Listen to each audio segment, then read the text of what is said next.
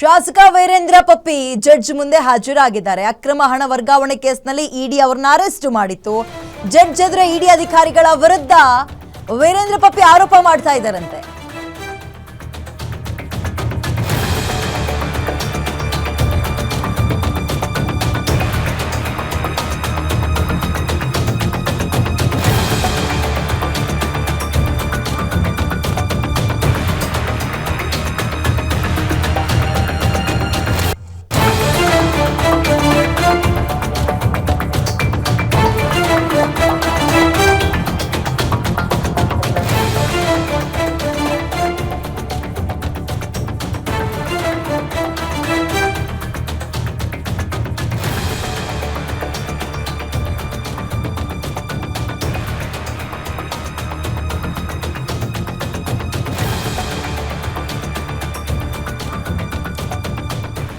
Judge ಎದುರು ಇಡಿ ಅಧಿಕಾರಿಗಳ ವಿರುದ್ಧ ಅಸಮಾಧಾನವನ್ನ ವ್ಯಕ್ತಪಡಿಸಿದ್ದಾರೆ ವೀರೇಂದ್ರ ಪಪ್ಪಿ ಅವರು.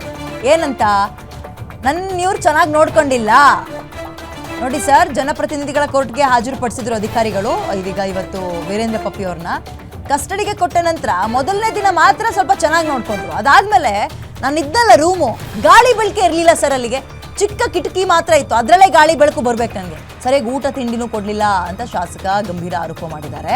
ವೀರೇಂದ್ರ ಪಪ್ಪಿ ಅವರ ಆರೋಪ 5 ದಿನ ವಿಚಾರಣೆಗೆ ಅಂತ ಇಡಿ ಕಸ್ಟಡಿಗೆ ಕೋರ್ಟ್ ಕೊಟ್ಟಿತ್ತು ವೀರೇಂದ್ರ ಪಪ್ಪಿ ಅವ್ರನ್ನ. ಮತ್ತೆ ಕಸ್ಟಡಿಗೆ ಇಡಿ ಅಧಿಕಾರಿಗಳು ಅಂದರೆ ಇಡಿ ಪರ ವಕೀಲರು ಕೇಳ್ತಾರೆ. ಇನ್ನು ವಿಚಾರಣೆ ಬಾಕಿ ಇದೆ. ಹಲವಾರು ಟ್ರಾನ್ಸಾಕ್ಷನ್ಗಳ ಬಗ್ಗೆ ನಾವು ಕೆದಕಬೇಕಾಗಿದೆ. ಹಾಗೆ ಇನ್ನೊಂದಷ್ಟು ದಿನಗಳ ಕಾಲ ಕೊಡಿ ಅಂತ ಕೇಳ್ಬೋದು. ಪರ್ಟಿಕ್ಯುಲರ್ ಅವ್ರು ಹೇಳ್ಬೋದು ಇಷ್ಟಿಷ್ಟು ಅಂತ. ಹಾಗಾಗಿ ಈಗ ಮಧ್ಯಾಹ್ನ 2:45ಕ್ಕೆ ವಿಚಾರಣೆಯನ್ನು ಮುಂದೂಡಿಕೆ ಮಾಡಲಾಗಿದೆ. ಪಪ್ಪಿ ಅವ್ರು ಹೇಳೋ ರೀತಿಯಲ್ಲಿ ನಿಜಕ್ಕೂ ಒಬ್ಬ MLAನ ಜನಪ್ರತಿನಿಧಿನ ಆ ಲೆವೆಲ್ನಲ್ಲಿ ಖಂಡಮಾಗಿ ನೋಡ್ಕೊಂಡಿರ್ತಾರ? I don't think so. ಅಂದರೆ ಇವ್ರು ಕೇಳಿದ ರೀತಿಯಲ್ಲಿ ರಾಯಲ್ ಫೆಸಿಲಿಟೀಸ್ ಕೊಡೋಕ್ಕಾಗದೇ ಇರ್ಬೋದು, ಕೊಡೋಕ್ಕಾಗಲ್ಲ ಇಂಥದ್ರಲ್ಲೆಲ್ಲ. ಆದರೂ ಗಾಳಿ ಬೆಳಕೆ ಇರಲಿಲ್ಲ, ಯಾವುದೋ ಒಂದು ರೂಮಿಗೆ ಕೂಡ ಹಾಕಿಬಿಟ್ರು, ಊಟನೇ ಸರಿಯಾಗಿ ಕೊಡಲಿಲ್ಲ. ಗೊತ್ತಿಲ್ಲ, ಅದಕ್ಕೆ ಇವರು ಕೂಡ ಉತ್ತರವನ್ನು ಕೊಟ್ಟಿರ್ತಾರೆ. ಯಾಕಂದರೆ ಎಲ್ಲ ಕ್ಯಾಪ್ಚರ್ ಮಾಡ್ಕೊಂಡಿರ್ತಾರೆ. ಇವ್ರಿಗೆ ಕೊಟ್ಟಂತಹ ಫೆಸಿಲಿಟೀಸ್ ಹೀಗೆ ನೋಡಿ ಸರ್ ಅಂತೆಲ್ಲ. ಅವ್ರು ಹೇಳಿದ ತಕ್ಷಣ ಜಡ್ಜ್ ಕೇಳಲ್ಲ. ಒನ್ ವೇ ಅಲ್ಲ ಇದು, ಒನ್ ಸೈಡ್ ಸ್ಟೋರಿ ಆಗಲ್ಲ. ಓಕೆ, ವಿದೇಶಿ ಈಗ ಇವ್ರ ಮನೆಯ ರೈಡ್ ಮಾಡಿದ ಸಂದರ್ಭದಲ್ಲಿ 16 ಕೋಟಿ ಹಣ, 40ರಿಂದ 50 ಡೆಬಿಟ್ ಕ್ರೆಡಿಟ್ ಕಾರ್ಡ್ಗಳು, ಇದು ಪಾಸ್ಪೋರ್ಟ್ಗಳು, ಹೀಗೆ ಚಿನ್ನಾಭರಣ, ಬೆಳ್ಳಿ ಇವೆಲ್ಲವನ್ನ ವಶಕ್ಕೆ ಪಡೆದುಕೊಂಡಿದ್ರು. ಬಟ್ ಅವರು ಅವತ್ತಿರಲಿಲ್ಲ, ಬೇರೆ ರಾಜ್ಯದಲ್ಲಿ ಅವ್ರನ್ನ ಲಾಕ್ ಮಾಡಿದ್ರು, ಏರ್ಪೋರ್ಟ್ನಿಂದಲೇ ಕರ್ಕೊಂಡು ಬಂದರು. ಕೋರ್ಟ್ ಅವಾಗ 5 ದಿನಗಳ ಕಾಲ ಅವ್ರನ್ನ ಕಸ್ಟಡಿಗೆ ಕೂಡ ಒಪ್ಪಿಸ್ತು. ವಿಚಾರಣೆಯನ್ನು ಮಾಡ್ತಾ ಇದ್ರು. ಈಗ 5 ದಿನ ಮುಗಿತಾ ಇರೋದ್ರಿಂದ ಮತ್ತೆ ಅದನ್ನು ಎಕ್ಸ್ಟೆಂಡ್ ಮಾಡಿ ಅಂತ ಕೇಳಕ್ಕೆ ಬಂದಿದ್ದಾರೆ ಅವ್ರನ್ನ ಕರ್ಕೊಂಡು ಜನಪ್ರತಿನಿಧಿಗಳ ವಿಶೇಷ ನ್ಯಾಯಾಲಯಕ್ಕೆ.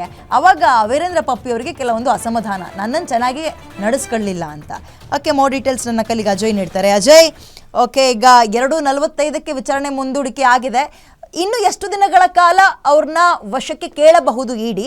ಈಗ ಏನೇನು ಇಲ್ಲಿ ತನಕ ಆಗಿರುವ ಇನ್ವೆಸ್ಟಿಗೇಷನ್ ಅಲ್ಲಿ ಏನಾದರೂ ಮಾಹಿತಿಗಳು ಹೊರಗೆ ಬಂದಿದೆಯಾ? ಆಮೇಲೆ ತೀರಾ ಬೇಜಾರ್ ಮಾಡ್ಕೊಂಡಂಗೆ ಕಾಣಿಸ್ತಾ ಇದೆ ವೀರೇಂದ್ರ ಪಪ್ಪಿ ಅವರು. ಊಟನೇ ಕೊಡಲಿಲ್ಲ, ಗಾಳಿ ಬೆಳಕೆ ಇರಲಿಲ್ಲ, ಯಾವುದೋ ರೂಮಿಗೆ ಕೂಡ ಹಾಕ್ಬಿಟ್ರು, ಹಂಗಿರುತ್ತವೆ ಅಜಯ್?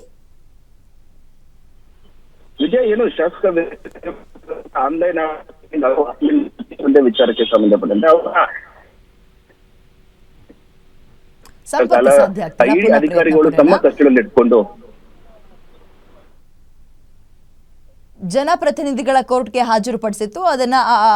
ಈಗ ಅದನ್ನ ಪೋಸ್ಟ್ಪೋನ್ ಮಾಡಿದ್ದಾರೆ ಮಧ್ಯಾಹ್ನ 2:00ವರೆಗೆ. ಇನ್ನು 1:30-2 ಗಂಟೆಗಳ ಕಾಲ ಟೈಮ್ ಇದೆ. ಸೊ ಇನ್ನೂ ಹೆಚ್ಚುವರಿಯಾಗಿ ಇನ್ನೊಂದಿಷ್ಟು ದಿನಗಳ ಕಾಲ ಅವ್ರನ್ನ ವಶಕ್ಕೆ ಕೊಡಿ, ಕಸ್ಟಡಿಗೆ ಕೊಡಿ, ವಿಚಾರಣೆ ಬಾಕಿ ಇದೆ ಅಂತ ಇಡಿ ಪರ ವಕೀಲರು ವಾದವನ್ನು ಮುಂದಿಡ್ತಾರೆ. ಮುಂದಕ್ಕೆ ಏನಾಗುತ್ತೆ, ಎಷ್ಟು ದಿನಗಳ ಕಾಲ ಕೊಡ್ತಾರೆ ಅಥವಾ ಇಲ್ವಾ, ಅದು ಮಧ್ಯಾಹ್ನದ ನಂತರವೇ ಗೊತ್ತಾಗಬೇಕು. ಬಟ್ ಸ್ವರ್ಗೋದಂಗೆ ಕಾಣಿಸ್ತದೆ ಒಂದು ವಾರಕ್ಕೆ ವೀರೇಂದ್ರ ಪಪ್ಪಿ ಅವರು.